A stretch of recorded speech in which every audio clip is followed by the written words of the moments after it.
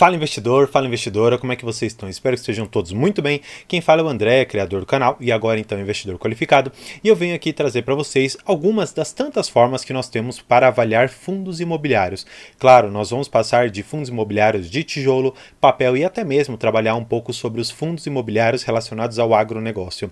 Aqui você já deve ter percebido no canal que eu trago alguns vídeos de carteiras recomendadas por analistas dizendo quais os fundos imobiliários recomendados para um determinado mês, para um determinado semestre.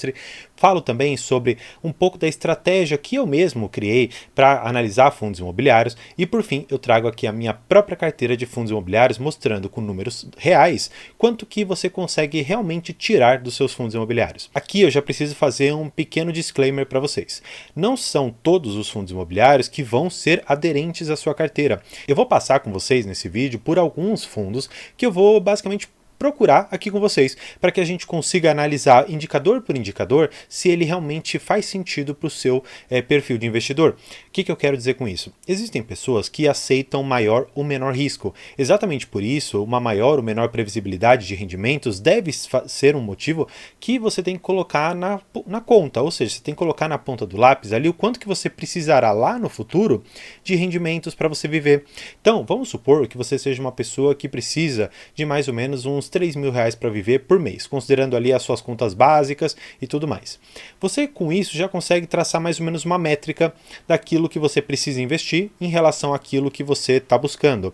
E olhando nessa perspectiva, vamos supor que lá na frente, talvez com um rendimento de R$3.500, R$4.000, você se depare com um determinado momento em que um fundo ou outro acabe dando um baita de um calote. Você não receba talvez nada ou receba algum pouquinho que em função de um ou outro inquilino não ter pagado, você acabou não recebendo. Tudo isso você tem que colocar na ponta do lápis para que você veja dentro do seu perfil de investidor, dentro do seu perfil de risco, aquilo que é mais aderente com a sua estratégia. E para que a gente comece a falar sobre tudo isso, convido você para ficar comigo para logo após o vídeo. Então, vamos para o vídeo.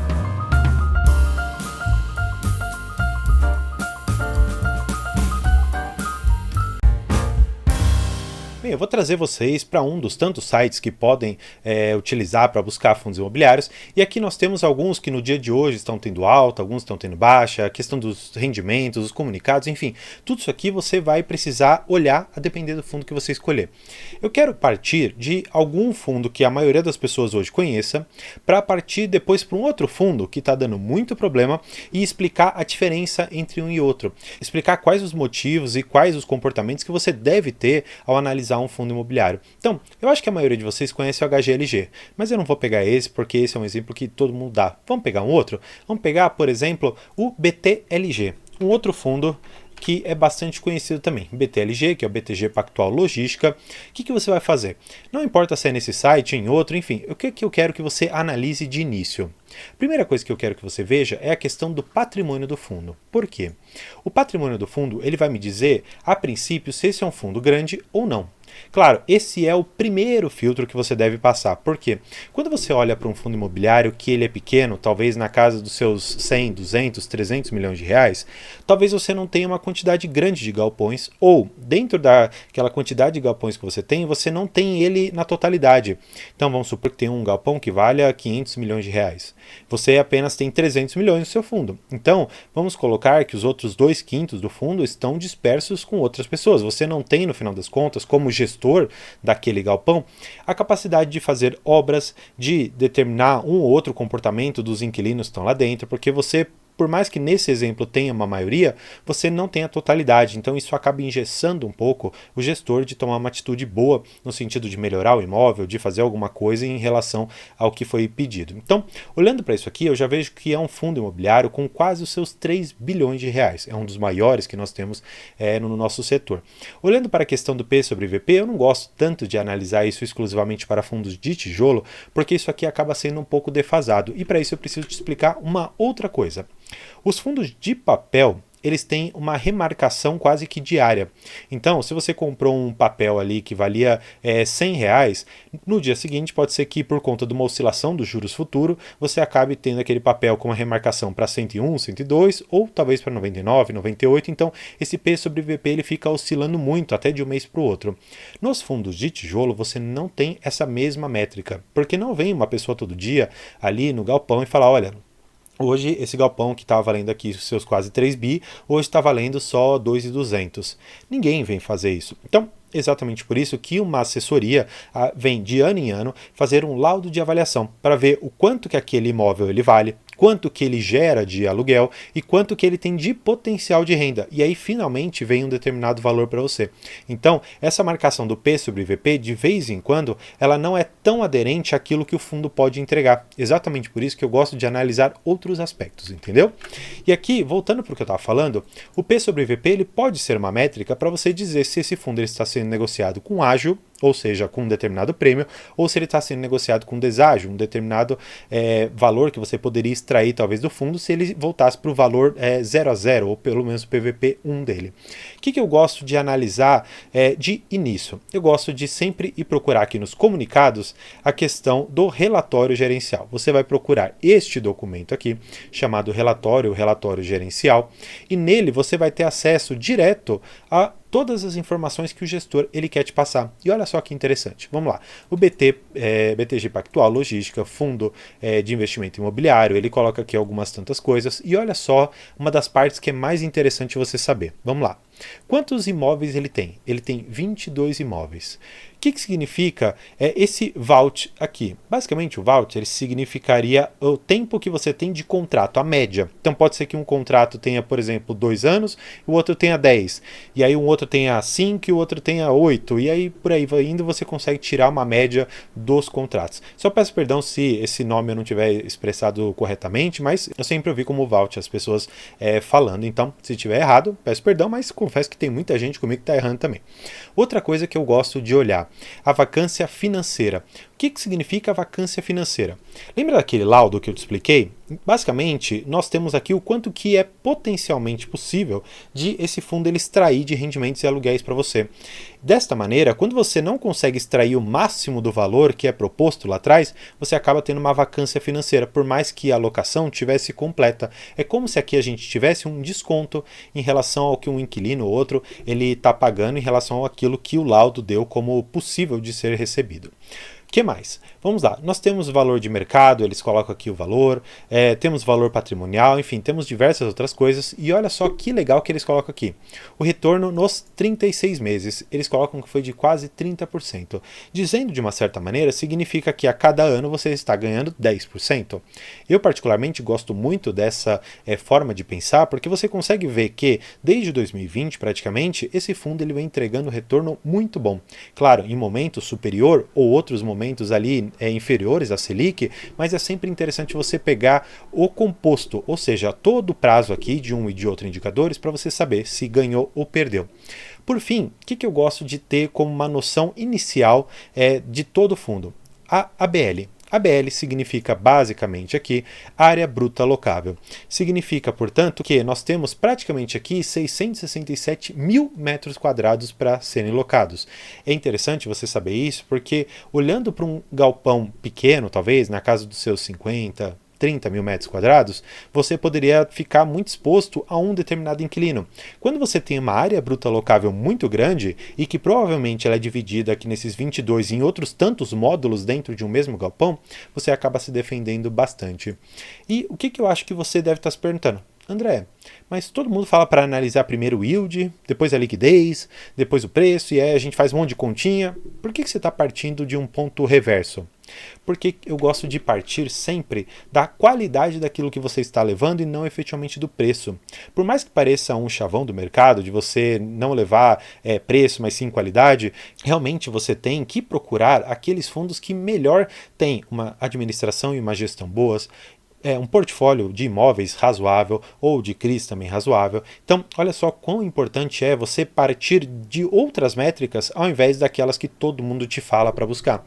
Claro, aquelas lá são importantes, é interessante você saber quanto está recebendo de yield, é bom você saber quanto que você está pagando, tudo isso vale a pena, mas é sempre bom ter em mente que o valor que você está pagando é em função de alguma coisa. E que coisa que é essa? Se você não sabe, você não poderia nem estar investindo em bolsa, porque em bolsa de valores você tem que olhar para aquilo que você está investindo no mundo real e não para aquele monte de ticker que fica piscando na sua tela. E trazendo vocês aqui para alguns fundos, já que eu estou falando de qualidade, olha só o que eles trazem aqui para a gente. O histórico de resultado e previsibilidade de rendimento desse fundo. Olha só, ele estava pagando ali seus 74 centavos e a partir de junho ele começou a pagar 76, tendo como uma banda inferior 72 e no máximo 78 centavos. Ou seja, o fundo já está te dizendo a qualidade que ele tem de aumentar ao longo do tempo o valor dos aluguéis que ele recebeu. Exatamente aqui, eu acredito que vocês vão poder perceber a questão dos valores que foram pagos ano após ano, e você vai perceber basicamente a escadinha deixa eu ver se eu consigo puxar aqui, desde 2018 pagando R$ 4,00, 2019 R$ 4,75, R$ 6,56, R$ 8,15 e 2022 R$ 8,84. Nem fechamos 2023 e já estamos em 6,72. O que eu quero mostrar para vocês? Que nós temos para frente um bom resultado advindo desse fundo, que é muito possível você, através dos fundos imobiliários, fazer um bom pé de meia na sua aposentadoria. Agora, eu já falei de um deles. Eu vou falar agora de um que ele não é tão interessante, que é o Helg. O que aconteceu com ele? Você vai poder perceber que a cotação nesse último ano, ela vai dizer muito para nós o que aconteceu. Partindo ali dos seus 85, caindo talvez aqui para uma mínima de 47 e hoje mais ou menos com 38% negativo de desvalorização nesse fundo imobiliário. O que aconteceu? Para isso, mais uma vez, você precisa pegar o relatório gerencial. Então, vamos até o relatório gerencial. Vamos ver aqui algumas indicações desse fundo. Olha só a primeira coisa que eu falo para vocês olharem. Olha o tamanho desse fundo. 165 milhões de reais. É um fundo pequeno? Mais ou menos pequeno.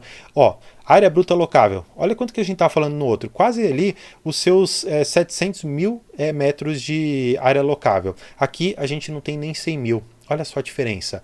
Não estou falando que um seja de uma qualidade inferior ou não, mas olhando para um fundo que desvalorizou 38% nesse último tempo e um fundo que tem trazido resultado de 10% ao ano, será que aqui você já consegue perceber alguma diferença? Bem, o que você precisa saber desse fundo? E aqui eu já vou trazer para vocês.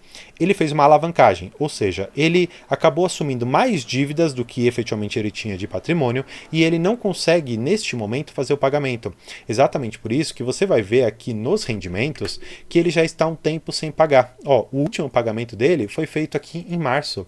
Desde então, ele não tem distribuído mais nada. Por quê? Porque numa assembleia que foi chamada, eles falaram o seguinte: olha, não temos como pagar a alavancagem, ou vocês ficam sem receber, ou a gente tem que vender os imóveis a preço de banana. Foi decidido em assembleia para pagar toda essa alavancagem, toda essa lambança que o fundo fez com os rendimentos dos aluguéis. E não que seja uma estratégia totalmente sem nenhum risco, porque no momento que você avalia fundos imobiliários, talvez chegue num determinado momento em que você pode ficar sem tantas alternativas.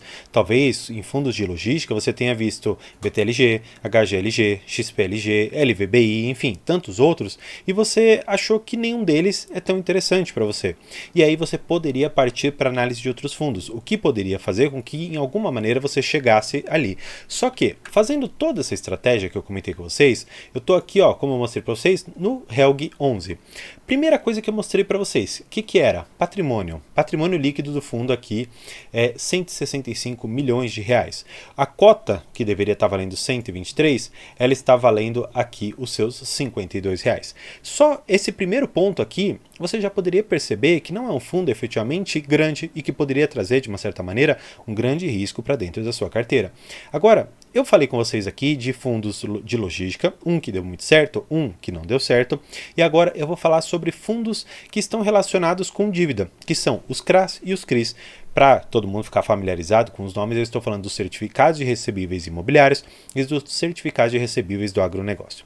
Vamos partir para um fundo que investe em CRIs e que tem uma questão muito específica, que é o CPTS 11, um fundo aqui da Capitânia que provavelmente vai se tornar aqui base 10, enfim, tudo isso ainda está sendo discutido, pelo menos na época que eu me recordava desse fundo, e aqui nós vamos olhar mais uma vez para o relatório gerencial. Gente, toda vez é muito importante vocês estarem aqui com o relatório gerencial, pelo menos do último mês, lidos, porque Com isso, você vai ter muito para falar sobre o fundo, para saber sobre o fundo. E olha que importante você ler este relatório. Bem, como todo fundo imobiliário, como todo fundo, ele tem uma cara diferente. Só que a estrutura ela é muito parecida.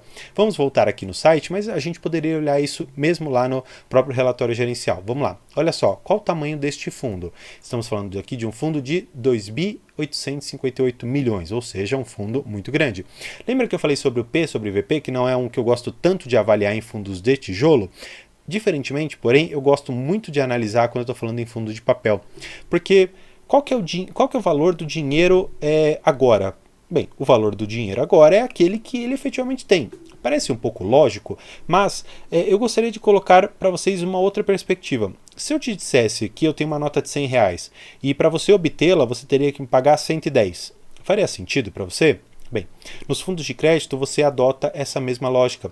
Lá dentro você tem dinheiro emprestando esse valor para determinadas pessoas, determinadas empresas. Então não faz sentido você pagar um ágio muito grande em fundos de papel, a não ser que ele tenha uma qualidade tão ímpar que faça com que você realmente entenda que vale a pena pagar aquele valor. Então, as duas primeiras coisas que são importantes de você analisar em fundos de papel são patrimônio e o P sobre VP, você de uma certa maneira já passou.